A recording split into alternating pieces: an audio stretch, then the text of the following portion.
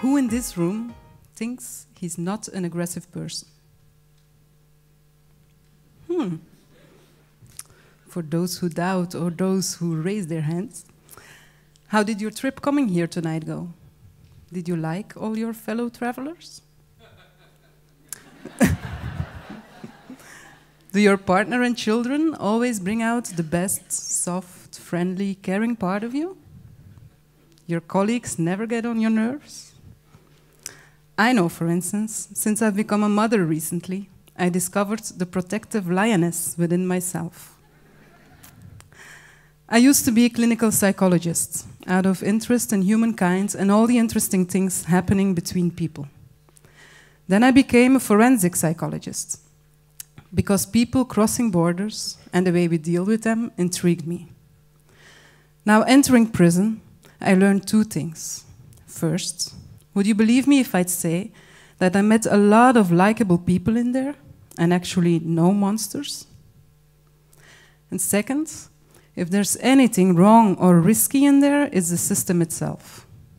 This system does not solve any problem, but only creates new and bigger ones. Entering prison is a ticket to re-enter for more than 70%.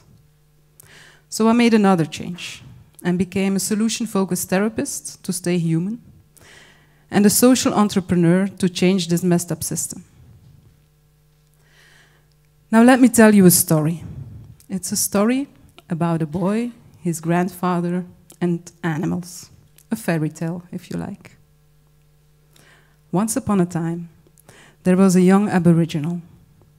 This boy sees the people around him fighting, struggling, drinking.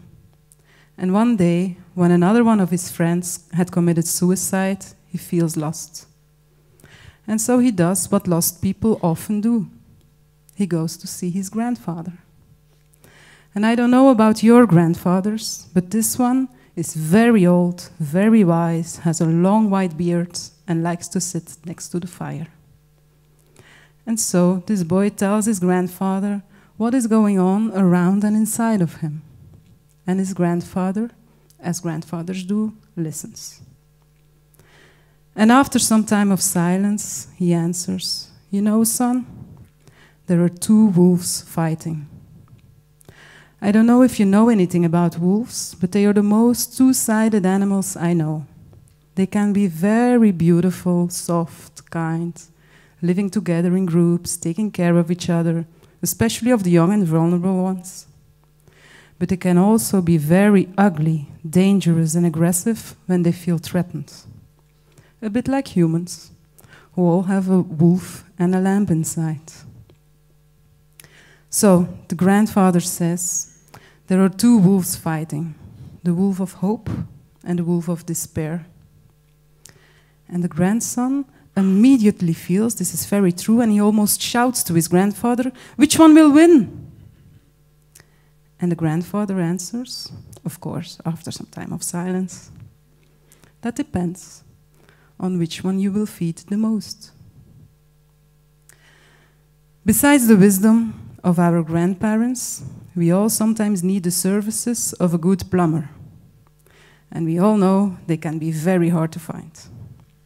But the best news of tonight is Touché can offer you one. Let me introduce you to Patrick. Patrick is 40 years old, has 2 children, is very handy and passionate about plumbing.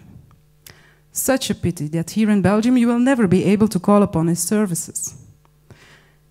Because he once almost killed somebody, he's been in prison for 15 years. If he ever comes out, he will have to find an employer who is willing to hire him with a criminal record. Becoming an independent plumber is no option for him, because for some reason here in Belgium, the Belgian justice system doesn't allow that for people on parole. Yeah, it would be too dangerous too to let Patrick alone in your house, you'd say, with all those heavy materials and pipes. On the contrary, Patrick's chances to become violent again are much smaller, maybe even smaller than yours, because he faced his own aggression. He learned to recognize it, to channel it, to control it, and even to use it to get positive things done. With Touché, we don't train people to become plumbers. we create the context and the ecosystems for people who struggle with aggression or once made mistakes in their lives to become the better versions of themselves. We do that by offering therapy programs for prisoners and ex-prisoners, preventive actions for youth, trainings for professionals, and an alternative prison system for the government. Now, in the beginning, I've asked you to no longer deny, but look at your own anger. Now let me invite you to even welcome it as a valuable part of yourself. Because it does not only give you the information that something important is going on, but also gives you the energy to move.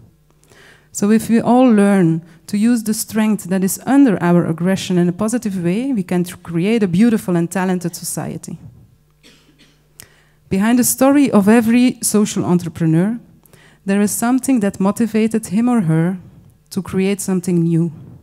So when you listen to the talks of my fellow Ashoka fellows, please listen to how they transformed something that could have become frustration and anger into positive social change. You can also make the change. Remember, next time when you read in the newspaper about an aggression incident, or a revolt because criminals are getting released, or when you feel frustrated about something, that could be the fuel to make social change. Thank you.